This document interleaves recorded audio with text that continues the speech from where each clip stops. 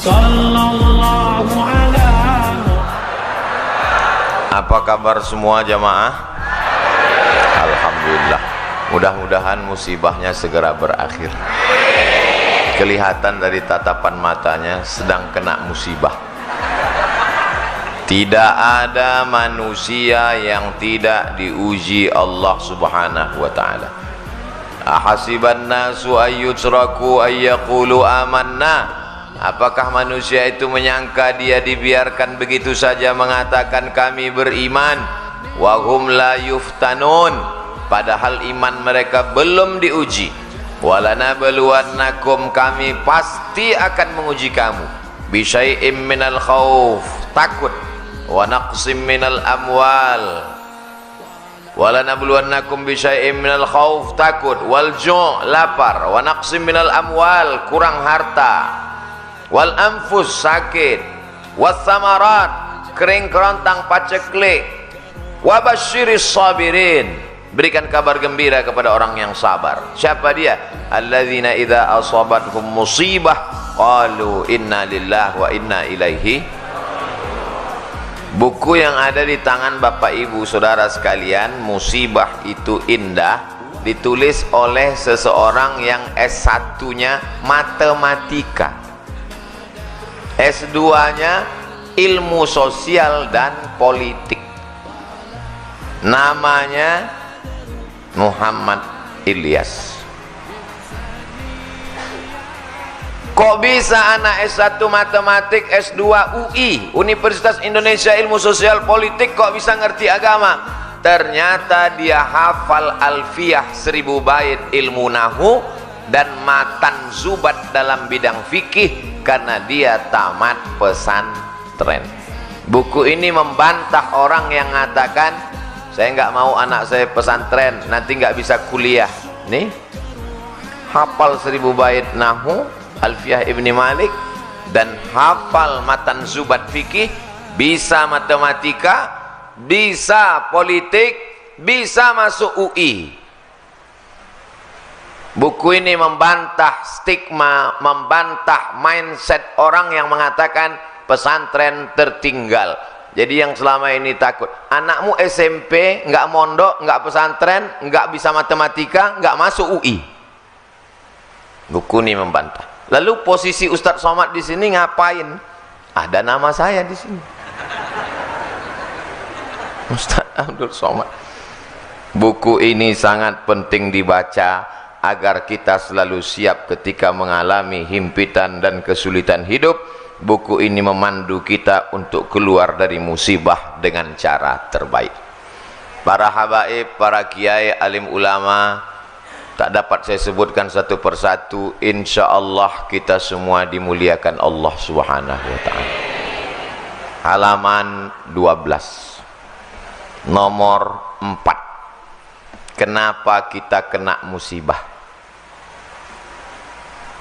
Sholat sudah, puasa Senin Kamis sudah, sedekah sudah, wakaf sudah, infak sudah, ngaji sudah, kok kena musibah juga?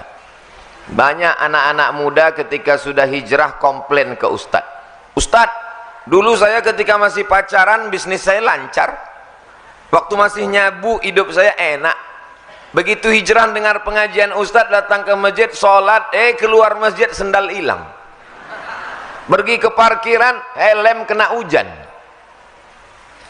Untuk apa Allah uji kita? Halaman 12 nomor 4. Musibah diberikan Allah untuk membuat hamba-hambanya tidak sombong, mau berserah diri dan minta tolong kepada Allah. Rumah besar, mobil besar, istri, kantong besar, tabungan besar, maka dia tidak lagi ada ketergantungan kepada Allah. Allah uji. Nabi Musa alaihissalam tinggalnya di istana Fir'aun penuh. Akhirnya Allah buat skenario bagaimana supaya dia keluar dari istana Fir'aun. Ada 2 orang yang sedang kelahi, dilerai, dipisah oleh Nabi Musa, ngotot juga, ditinju Nabi Musa, mati. Kebetulan yang mati ini adalah rakyatnya Fir'aun. Ngamuk, terusir. Di saat terusir dia ingat kepada Allah. Nabi tidak pernah lupa pada Allah. Sedangkan Nabi saja pun diuji Allah. Apalagi kita yang tidak ada apa-apanya dibandingkan dengan Nabi. Nabi Ibrahim alaihissalam terusir dari kampung halamannya. Dikejar-kejar. Dia masuk ke dalam tempat ibadah kafir musyrik. Dihancurkan berhala-berhala. Mereka kejar. Dinyalakan api unggun oleh Namrus. Harriquhu, bakar dia. Api yang tabiatnya membakar, menghancurkan, merubah materi jadi debu, tak tersisa.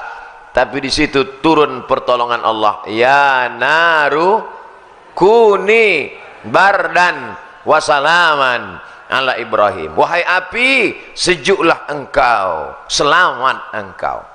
Di masjid ini tanpa kita baca sudah sejuk. Karena ada helikopter di atas.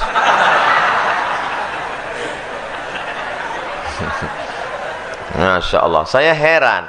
Kipas anginnya sudah besar kok terasa panas. Baru ingat, rupanya tadi saya makan durian. Dikasih sama panitia. Jadi ibu bapak, tolong mohon maaf nanti kalau suara saya terdengar terlalu menggelegar. Beda sama moderator. Dia slow sop. Karena tadi makannya cuma agar-agar.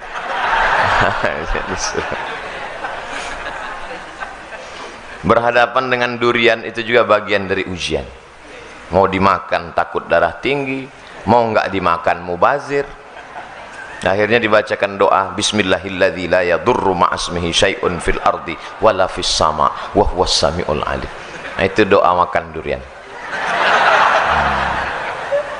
Tidak ada kolesterol di masjid. Yang ada itu di rumah sakit.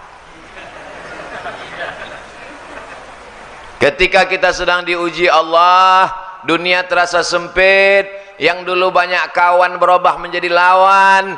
Yang dulu teman cerita sekarang sudah tidak mau. Bawaannya curiga. Bersandar kepada manusia akan binasa. Bersandar kepada jabatan akan sirna. Bersandar kepada harta akan hilang. Di saat itulah kita mengangkat tangan berkata yang besar hanya Allah. Allahu Akbar. Salat kita jadi lebih khusyuk. Bayangkan kalau dari tanggal 1 sampai tanggal 30 duitnya sama banyaknya. Tapi begitu tanggal 29, bismillah. Makanya PNS dengan petani itu tingkat khusyuknya petani itu lebih khusyuk. Karena dia setelah menanam padi pulang ke rumah, modal sudah, pekerja sudah dibayar, sewa kebun, membayar pupuknya, menanamnya. Begitu dia nampak hujan mau turun, berdoa khusyuk, ya Allah jangan sampai hujan turun kalau banjir padi yang kutanam tadi mati. Nampak tikus, jangan sampai tikus mirip padi. Beda sama orang yang gajinya sudah tetap, dia tenang aja. Mau hujan, ya nggak apa-apa. Orang gaji pokok ada. Bulan cuma 12, gaji dia 13. Makanya banyak orang bercita-cita supaya jadi PNS. Ustadz ngejek PNS? Enggak, saya PNS dulu. 11 tahun jadi PNS. Saya cuma sekedar membayangkan beda orang yang rezekinya sudah dijamin dengan orang yang menyangka. Padahal semua rezeki kita sudah dijamin Allah Subhanahu wa taala. Wa ma min dabbatin fil ardi, tidak ada satupun makhluk yang melata berjalan di atas muka bumi ini illa 'ala Allah rizquha. Rezekinya sudah dijamin Allah Subhanahu wa ta'ala. Hanya saja datang cemas, datang ragu, datang ngeri, datang galau, sempit pikiran. Kalau mindset otak kita sempit, hati kita susah, jantung koroner datang, gula darah naik, diabetes meletus, otaknya stres, depresi, stroke ringan, semua naik, darah naik, jantung naik, otak naik. Cuman satu yang turun ke kaki, asam urat. Jadi apa yang bisa menenangkan hati ini? Dekatkan diri kepada Allah, serahkan semuanya. Inna salati wa nusuki wa mahyaya wa mamati lillah. at-tahiyatul mubarakatus salawatut thayyibatu lillah. Assalamualaikum warahmatullahi wabarakatuh. La ilaha illallah dahu la syarikalah lahul mulku wa lahul hamdu yuhyi wa yumit wa huwa ala kulli syai'in qadir. Serahkan pada Allah. Itu difahami dengan baik. Saya sampai hari ini membaca itu tetap pelan. Tadi selesai salat. La ilaha illallah la syarikalah lahul mulku wa lahul hamdu yuhyi wa yumit wa huwa ala kulli syai'in. Karena kalau tidak digitukan dia tidak masuk ke otak kepala. Ini banyak orang mengucapkan itu seperti makan gorengan panas. Allah.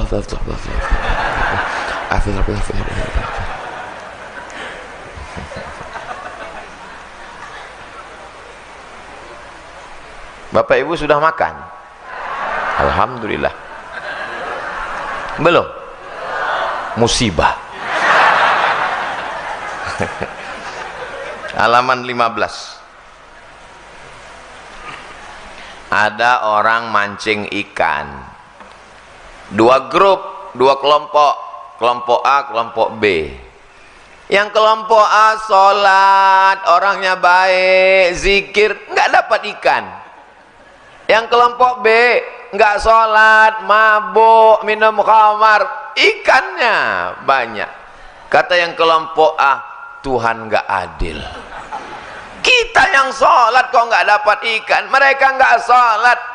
Dia lupa bahwa yang sholat diuji kesabarannya, sedangkan yang tidak sholat sedang dipermainkan dengan istidraj, bukan istidraj, diuji dengan istidraj. Pak Ustadz, dulu saya sebelum hijrah bisnis saya lancar-lancar aja. Sekarang setelah hijrah ini sulit, susah. Dulu diuji dengan harta, kau tidak lulus. Sekarang diuji dengan kesulitan pun kau tak lulus juga. Emangnya Allah tidak tahu kalau kita ini layak atau tidak layak menjadi penghuni surga? Allah tahu. Lalu kenapa dia uji kita? Dia mau ngasih tahu diri kita untuk kita sendiri paham. Oh, sesungguhnya aku ternyata nggak lulus jadi penghuni surga. Allah Maha tahu. Wa na'lamu ma tuwaswisu bihi nafsuh. Kami tahu apa yang berbisik-bisik dalam hatimu. Akhirnya kelompok yang sholat tadi nggak sholat subuh. Begitu nggak sholat subuh, mancing, langsung dapat ikan, dan perut ikannya dibelah, ada permata di dalam. Tuh, ternyata kalau nggak sholat dapat rezeki. Tapi ada satu yang ingat dia, Allah sedang menguji kita. Dia serta sampah permata, sampah dunia. Kenapa dia buang? Karena kita mendapatkan ini dalam keadaan kita meninggalkan perintah Allah Subhanahu wa ta'ala. Buangkan, mancing sekali lagi, sholat, taubat, mancing sekali lagi, dapat ikan yang lebih besar, permatanya lebih besar. Allah mengganti kesabaran. Sabar bukan berarti hanya sekedar menahan diri, tapi sabar. Banyak orang menyangka sabar ketika nahan diri dari sakit. Sabar ya, ini sabar paling tinggi. Sabar ketika mendapat ikan ada permata dalam perutnya, dalam keadaan tidak sholat.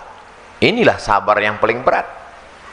Datang orang ke rumah kita bawa uang 1 koper, mau nyogok kita, kira-kira sabar nggak? Diam. Sakit, sabar. Mati, sabar. Covid, sabar. Demam, sabar. Datang orang mau nyogok 1 miliar. Yang bilang sabar, mudah-mudahan nggak datang. Jadi sesungguhnya ujian itu tidak hanya dalam bentuk kesusahan, tapi juga ada kalanya dalam bentuk ikan yang isi perutnya permata, karena Allah ingin menguji keimanan kita. Ustaz pernah diuji seperti itu ya. Dulu sebelum nikah nggak ada ujian, setelah nikah komen mereka di YouTube.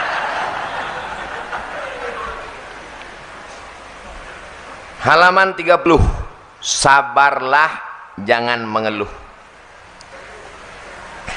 As-sabru minal iman bimanzilati ra'si minal jasad.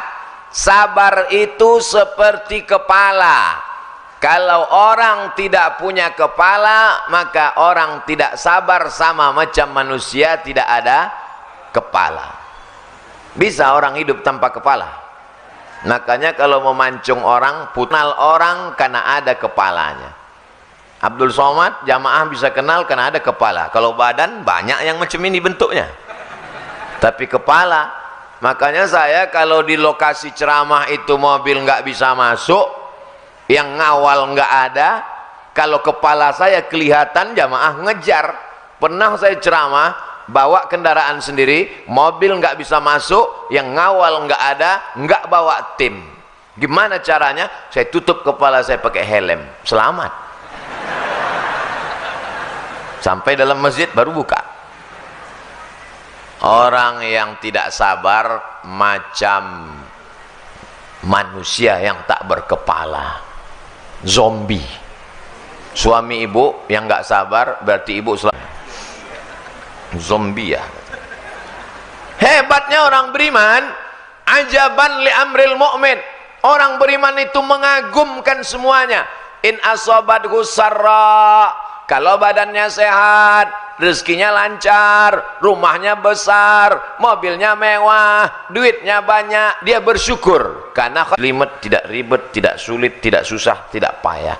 Yang payah itu umat Islamnya. Ajaran Islam memudahkan kita. Halaman 34. Kok dilompat-lompat Pak Ustadz? Kalau kita baca satu halaman satu, selesainya bulan depan. Sementara waktu kita 30 menit. Habis 30 menit tanya jawab. Halaman 34. 3 macam sabar. Sabar yang pertama, sabar dalam ketaatan. Sabar bangun subuh. As-salatu khairum minan naum. Sabar telinganya mendengar mikrofon, rumah samping masjid, mikrofon toanya pas ke telinganya. Ustadznya teriak-teriak. Kenapa Ustadz Somad mesti teriak? Memangnya kalau ngomong biasa aja kami nggak dengar? Kita mesti sabar. Sabar dalam ketaatan. Kuat. Tapi kalau Bapak Ibu terganggu dengan suara saya nggak sabar, bisa kita slowkan. Sabar. Sabar yang kedua, halaman 36. Sabar dalam meninggalkan maksiat. Pacarnya cantik, lebih putih, lebih tinggi, lebih semuanya, lebih kaya, tapi dia sabar untuk memutuskannya walaupun dia dikejar-kejar cewek cantik. Mudah-mudahan anak muda yang pacaran putus semua. Pucat. Putus siang ini, maghrib dipinang dengan bismillah. So sweet. Sabar dalam ketaatan. Banyak orang bisa, tapi sabar dalam meninggalkan maksiat berat. Saya pernah jenguk orang sakit di rumah sakit, pegawai kantor gubernur Pemprov, pemerintahan provinsi. Ustadz dari mana? Dari ruang ICU. ICU itu apa? ICU you don't see me. Siapa yang Bapak jenguk? Bapak Fulan. Oh, itu pegawai Pak Ustadz. Kenal kamu? Ya, anaknya ada kuliah di Australia. Dia pimpinan proyek. Dulu ketika perusahaan-perusahaan mau ngajukan dapat proyek, kami datang ke rumahnya bawa duit 1 koper. Bapak, kami tahu Bapak anaknya kuliah di Australia, perlu uang banyak. Nih, apa jawab dia? Saya tidak mau kasih anak saya uang haram. Orang ingat, tapi spesies manusia ini sudah seperti dinosaurus, hampir punah. Sabar menolak maksiat. Mudah-mudahan anak cucu kita orang yang sabar menolak maksiat. Datang orang cantik, punya kekuasaan, mengajaknya berzina, ditarik bajunya, sobek-robek dari belakang. Dia berkata, inni akhafullah, aku takut kepada Allah. Siapa dia? Yusuf alaihi salam. Inilah sabar yang paling tinggi, sabar dalam menolak perbuatan maksiat. Ustadz ngomong gitu kan karena nggak ada kesempatan. Ustadz mau korupsi apa? Siapa yang mau datang bawa uang 1 koper? Siapa yang mau nyogok pakai mobil mewah? Siapa yang mau memberikan jabatan? Nggak ada. Jadi yang paling berat ujiannya itu adalah orang yang memang mengalami. Tapi biasanya kalau kita ngaji itu ujiannya cepat. Mudah-mudahan Bapak segera diuji 1 miliar habis ini. Berat. Na'udzubillah. Kalaupun kau berikan juga ujian, kuatkan hati kami ya Allah.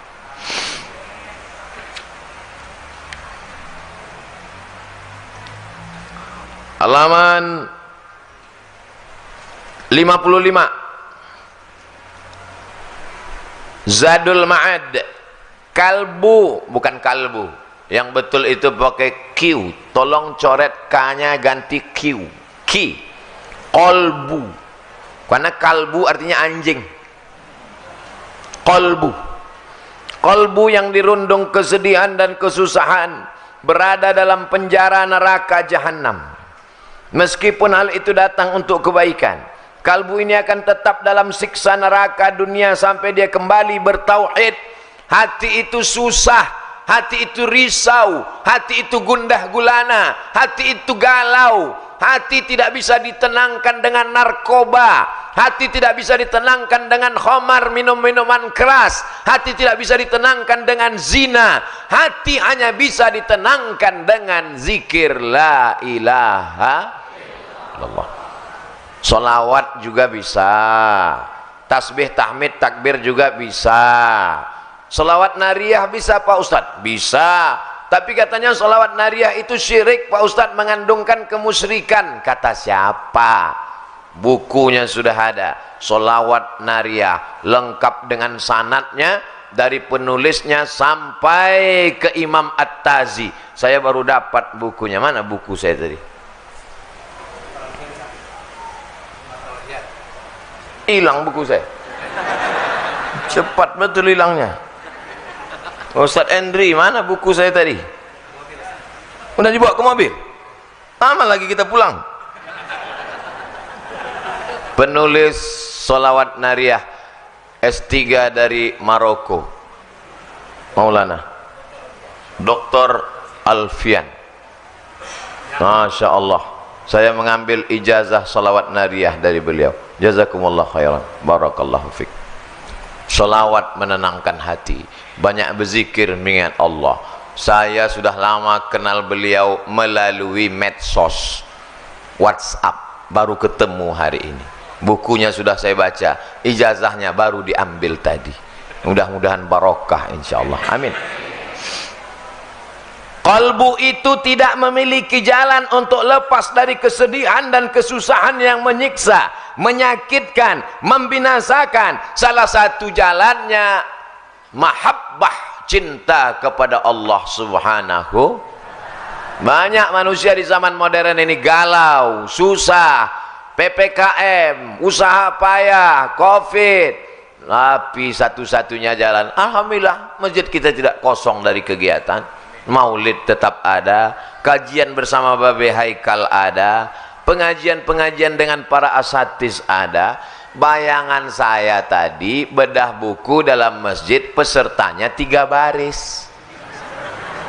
Tiba-tiba saya lihat, Masya Allah, perempuan semua. Solawat nariyah Dr. Haji Alfian Iqbal Zahasfan SSI LCMA. Ini kalau dibuat kartu nama sepanjang amplop. Ajaztuka, aku ijazahkan kepadamu Abdul Somad dengan zikir solawat nariyah lengkap. Mudah-mudahan Ustadz Somad dilapangkan hatinya dengan banyak bersolawat kepada Nabi Muhammad sallallahu alaihi wasallam. Hati sempit, pikiran galau, minum obat tidur 1 papan, mati. pergi ke rel kereta api mau bunuh diri, sudah terbaring, aku siap mati, sempat pula live melalui Facebook. Hai guys, dimanapun berada, dunia ini terlalu menyakitkan, aku mati. Tiba-tiba kereta sudah lewat, nggak mati, rupanya salah rel. Jangan bunuh dirimu, karena dalam Islam kematian bukan solusi terhadap permasalahan. Mati ada pertanyaan mungkar nakir, masih ada azab kubur, masih ada bangkit di padang mahsyar, masih ada titian siratal mustaqim, masih ada hisab penimbangan amal, masih ada neraka jahanam. Satu-satunya jalan adalah taubat, bukan tauco. Ustaz kok tiba-tiba ingat toco? Tadi di bawah makan dikasih toco udang. Ternyata toco udang ini dimasakkan oleh seorang ibu-ibu yang dulu hanya memasakkan toco udang kalau yang ceramah di sini Ustadz Tengku Zulkarnain. Setelah beliau meninggal, tidak pernah dimasakkannya lagi sampai dia tahu kabar bahwa datang Ustadz Abdul Somad. Saya makan udangnya tadi 2 ekor.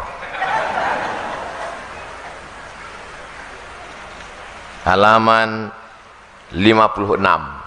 Bagaimana cara menghilangkan kesedihan? 1.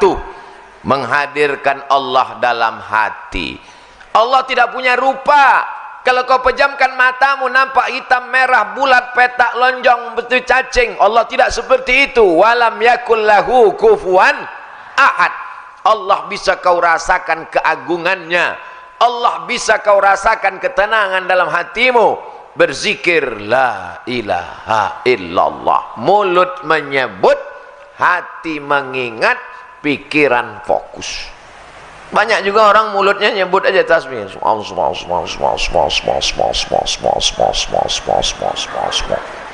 betik tasbih pinggir jalan, makin cantik cewek lewat makin kencang. Apa ini? Mulut menyebut, hati mengingat. Alladzi waswisu fi sudur.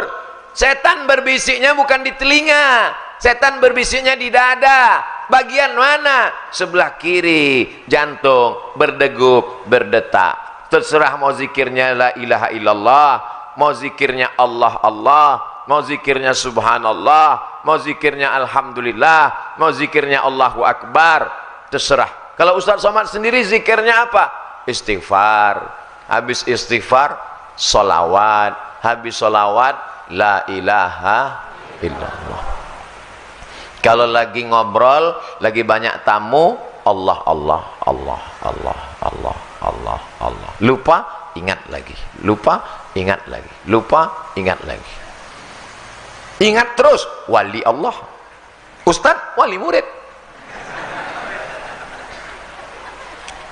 Pertama, hadirkan Allah dengan zikir. Yang kedua, halaman 57, yakini bahwa ini adalah takdir. Motornya sudah diparkir di samping masjid, kuncinya 3, kunci stang, kunci ban belakang, kunci ban depan, pakai rantai besi diikatkan ke pohon pinang. Begitu keluar masjid, pohonnya hilang sekalian. Takdir. Kalau tetap berkata-kata dalam hati, andai tadi nggak ikut pengajian, andai tadi aku nggak pergi, andai tadi aku keluar, andai tadi aku kontrol, andai, maka kata-kata kalau pintu setan masuk. Anaknya sudah dibawa ke rumah sakit, sudah makan herbal, sudah habbas sauda, sudah minum madu, sudah diruqyah, sudah diobati, mati juga. Takdir. Serahkan sama Allah. Jangan berkalau-kalau. Kalau dulu dibawa ke dukun, kalau dulu ketahuan santetnya siapa, kalau dulu dipotongkan kambing hitam, ayam hitam, sapi hitam, kerbau hitam. La haula, kata-kata la haula wala quwata illa billah, dan keyakinan takdir setelah terjadi dan setelah ikhtiar dan usaha. Jangan nggak ada usaha. Ini nggak ada usaha, cengengesan, kunci motor dibiarkan situ, habis itu ngobrol nggak tentu arah, tiba-tiba hilang. Pas ditanya, kenapa motormu hilang? Takdir. Itu bukan takdir, bodoh.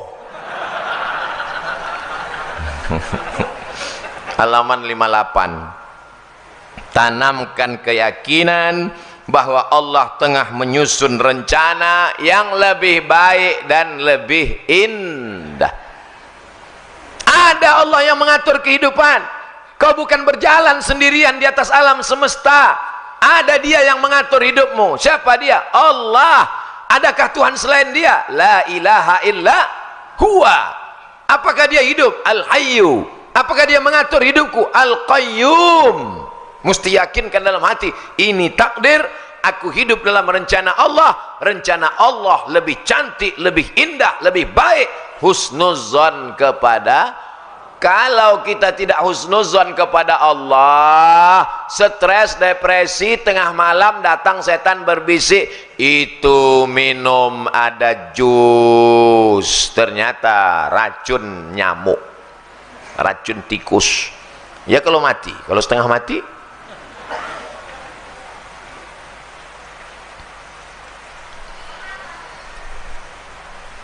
Halaman 74. Membuka gerbang rahmat Allah. Kita ini masuk surga bukan karena sholat kita, masuk surga bukan karena puasa kita, masuk surga bukan karena zikir kita. Kita masuk surga karena rahmat Allah. Tapi jangan dibalik. Ini anak-anak muda jangan dibalik. Besok ibunya bangunkan, tong sholat subuh. Kita masuk surga bukan karena sholat kita. Saya nggak mau dibalik kajian saya. Kita sholat karena ingin mengundang rahmat Allah. La yudkhilal jannata ahadakum amaluhu. Amalmu tidak membuatmu masuk surga. Lalu yang membuat kita masuk surga itu apa? Illa ayyataghammadani Allahu birahmatih. Masuk surga karena rahmat Allah. Apa saja yang membuat rahmat Allah itu turun? 1, halaman 74. Berbuat ihsan. Dalilnya, inna rahmatallah, rahmat Allah qaribun, dekat, minal muhsinin, dekat kepada orang yang berbuat ihsan. Ihsan itu apa Pak Ustadz? Ada teman pulang umroh ngasih air zam-zam 1 botol, mereknya Moya.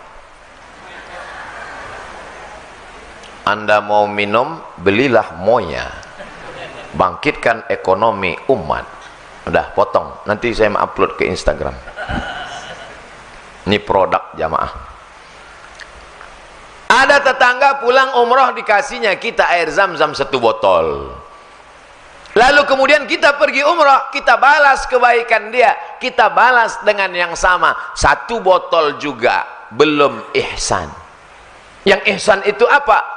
Dia pulang, dia bawa 1 botol, pas kita pulang kita balas 1 drigen. Itu baru ihsan. Yang bisa ihsan itu siapa? Allah. Dan kita berusaha untuk beradab dengan adab Allah subhanahu wa ta'ala. Saya dikasih buku, kemudian saya balas dengan buku juga, belum ihsan. Kenapa? Buku saya tipis, maka saya mesti balas dengan buku yang lebih banyak dan lebih tebal. Doakan supaya saya jadi ihsan. Saya tetap Abdul Somad, bukan ihsan. Halaman 75.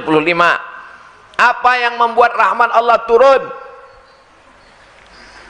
Fa'ammal ladzina amanu billah, orang yang beriman kepada Allah, wa'tasamu bihi, berpegang teguh dengan Allah, fasayudkhiluhum fi rahmatim min, dia akan dimasukkan Allah ke dalam rahmatnya. Beriman dan berpegang teguh. Banyak orang beriman tapi tak berpegang teguh. Imannya iman pegang bara, rasa panas lepaskan, udah agak hilang imannya, iman sambal belacan, sambal terasi, terasa pedas minum es, terasa rindu makan lagi.